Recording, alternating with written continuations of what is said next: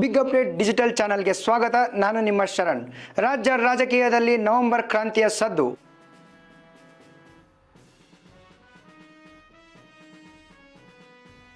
ಅತ್ತ ಕಾಂಗ್ರೆಸ್ ಪಕ್ಷದಲ್ಲಿ ನವೆಂಬರ್ ಕ್ರಾಂತಿಯ ಸದ್ದು ಜೋರಾಗಿದೆ. ಇದೀಗ ಬಿಜೆಪಿ ವಲಯದಲ್ಲೂ ಕೂಡ ಈ ಕ್ರಾಂತಿಯ ಕೂಗು ಜೋರಾಗ್ತಿದೆ ಅಂತ ಅನ್ನಬಹುದು. ಕಾಂಗ್ರೆಸ್ನಲ್ಲಿ ಕ್ರಾಂತಿ ಚಕ್ರ ಮುಖ್ಯಮಂತ್ರಿ ಗದ್ದುಗೆಯ ಸುತ್ತ ಇದ್ದರೆ, ಇತ್ತ ಬಿಜೆಪಿಯಲ್ಲಿ ರಾಜ್ಯಾಧ್ಯಕ್ಷ ಪಟ್ಟದ ಸುತ್ತ.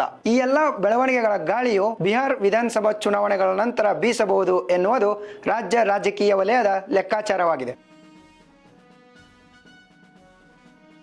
ಬೆಂಗಳೂರು ಕೇರಳ ನಡುವೆ ವೇಗದ ಸೇತುವೆ.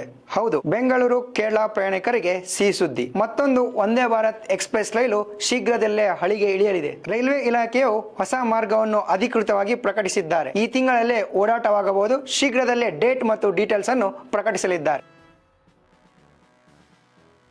4 ವರ್ಷಗಳ ನಂತರ ಭಾರತ ತಾಲಿಬಾನ್ ರಾಜತಂತ್ರ ನಂಟಿಗೆ ಹೊಸ ದಿಕ್ಕು. ಕಾಬೂಲ್ನಲ್ಲಿ ಭಾರತೀಯ ರಾಯಭಾರಿ ಕಚೇರಿ ಪುನರಾರಂಭಗೊಳ್ಳುತ್ತದೆ. ಭಾರತದ ವಿದೇಶಾಂಗ ಸಚಿವರಾದ ಎಸ್ ಜೈಶಂಕರ್ ಮತ್ತು ತಾಲಿಬಾನ್ ನಾಯಕ ಅಮೀರ್ ಖಾನ್ ಮುತ್ತಕ್ಕಿ ಅವರ ನಡುವೆ ಸುದೀರ್ಘ ಚರ್ಚೆ. ಅಫ್ಘಾನಿಸ್ತಾನದ ಅಭಿವೃದ್ಧಿಗಾಗಿ ಭಾರತವು 6 ಹೊಸ ಯೋಜನೆಯನ್ನ ಘೋಷಿಸಿದೆ.